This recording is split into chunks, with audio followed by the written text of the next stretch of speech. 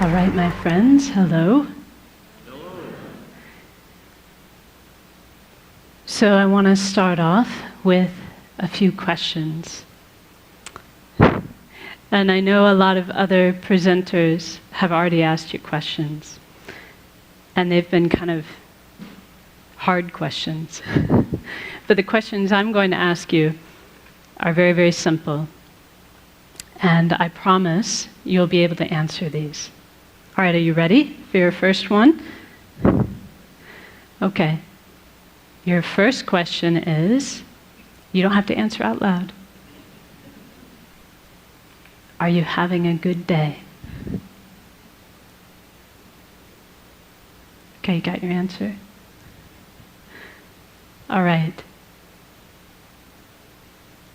My second question for you is, why? If you're having a good day, why are you having a good day? Or if you're having a bad day, why are you having a bad day?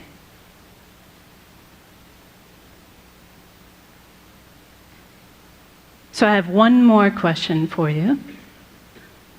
This should be the easiest one of all. My last question is, tomorrow, would you rather have a good day?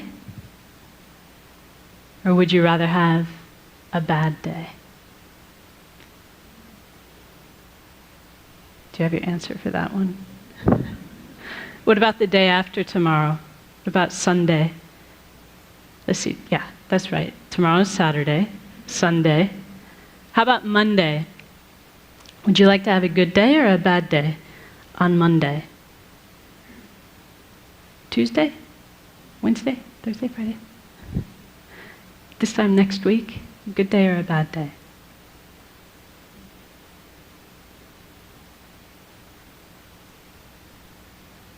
So that last question,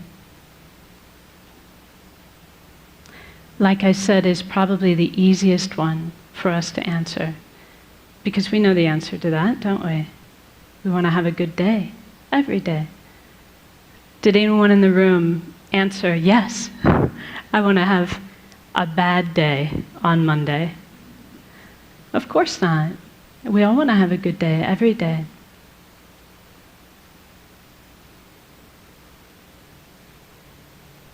So this is really speaking to the type of happiness that we all wish for in our heart of hearts. We have a good day when we are happy. And we want to be happy every day. There's never a day when we don't want to be happy. But whether or not we have good days or bad days really depends upon how we answered the second question. Do you remember the second question? What was the second question? Why? Why am I having a good day? Why am I having a bad day?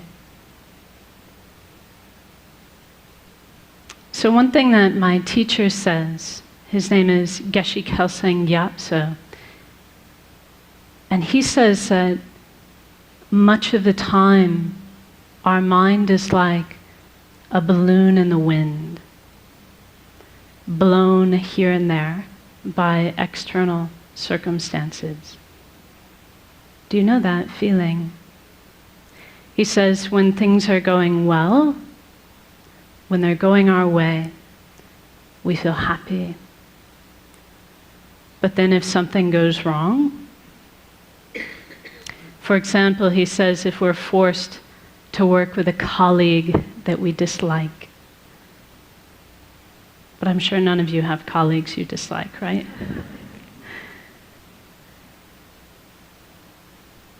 He says if we're forced to work with someone we dislike, or if something doesn't go our way, then our happy feeling disappears.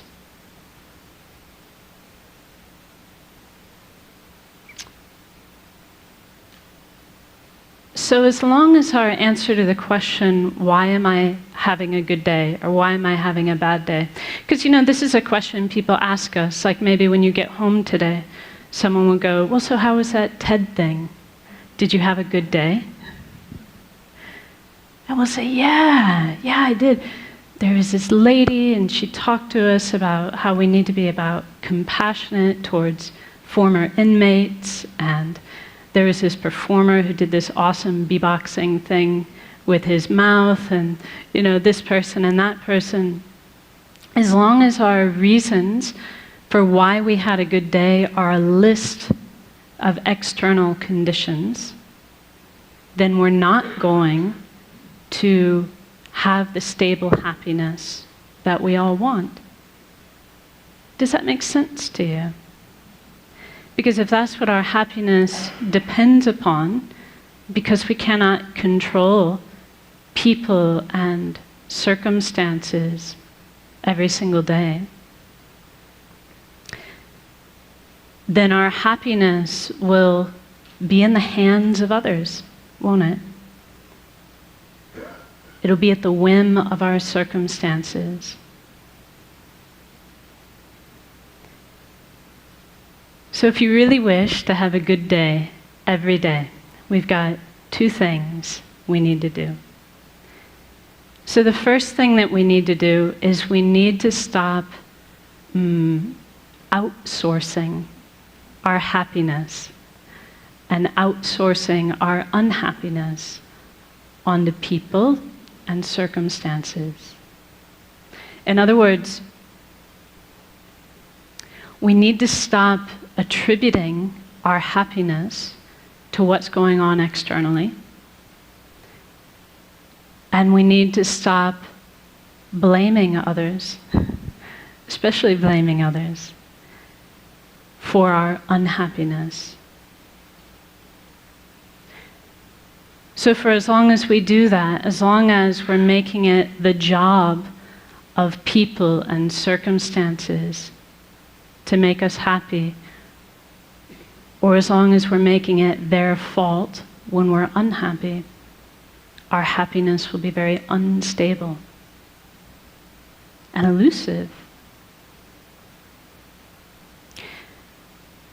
Our second job is to actively cultivate a source of peace and a source of happiness coming from inside our own mind. So here's something I want you to commit to memory. Are you ready? This is another line from one of my teacher's books where he says, happiness and unhappiness are states of mind,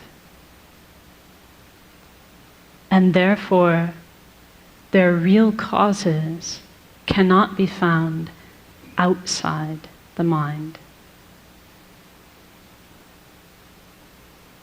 So if we have a peaceful state of mind, we will be happy regardless of people and circumstances. If our mind is unpeaceful or agitated, then even if we have very good circumstances, we'll find it impossible to be happy.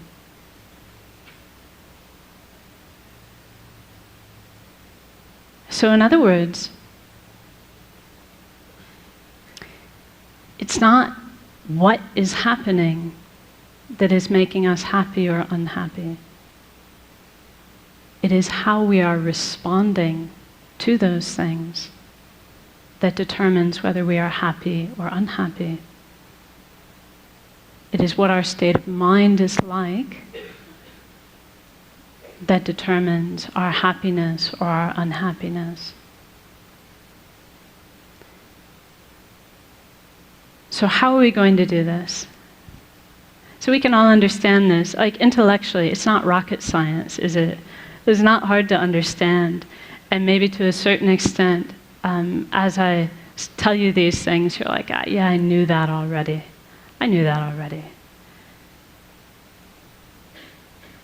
But how do we actually do it? How do we actually cultivate this stable peace of mind that we can rely upon regardless of the external circumstances? So this is really where meditation comes into play. And I would say I would need a whole other TED Talk, hint, hint, in order to really do the subject of meditation justice. But for our purposes today, we can say that meditation is a mental action. It's the mental action of concentrating on a peaceful, positive state of mind. If we do that, if we concentrate on a peaceful, positive state of mind, then we can say we're meditating. Whether that's like this, right? See, actually, you don't know if I'm meditating or not, because I could be thinking about my grocery list.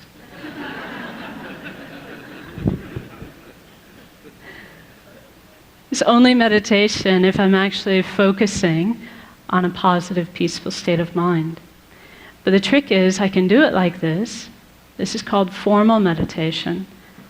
But we can also learn to do this all the time in our daily life.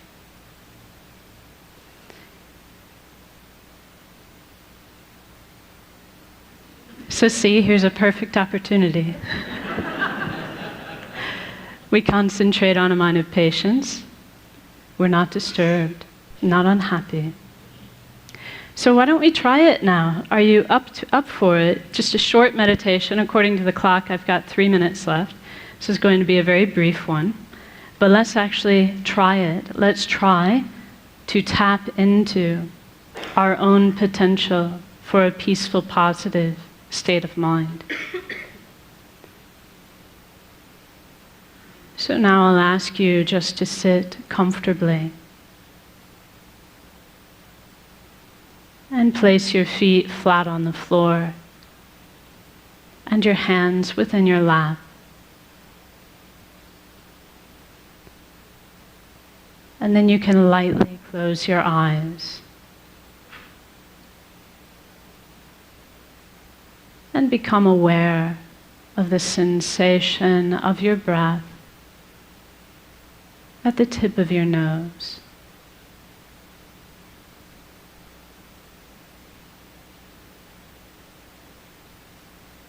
And as you breathe out, you can imagine you are breathing out any agitation,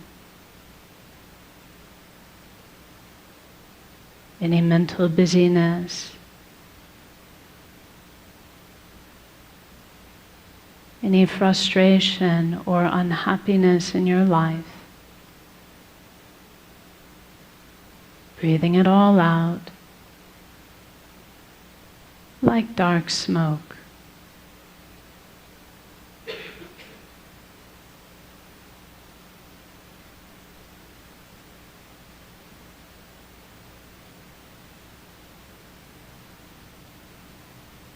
And as you breathe in, you can imagine and believe that you are breathing in a clear, bright light,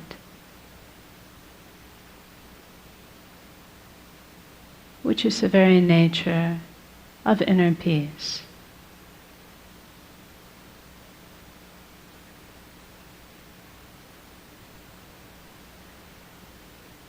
And you can imagine that this clear, bright light fills your entire body and mind.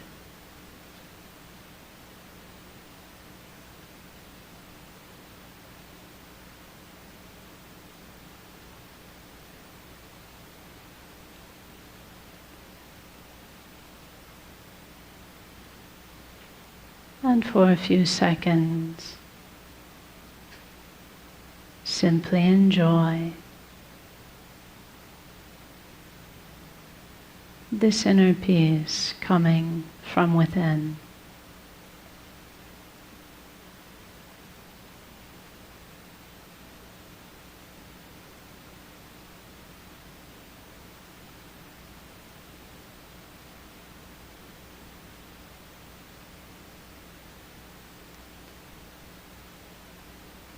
And now as we finish,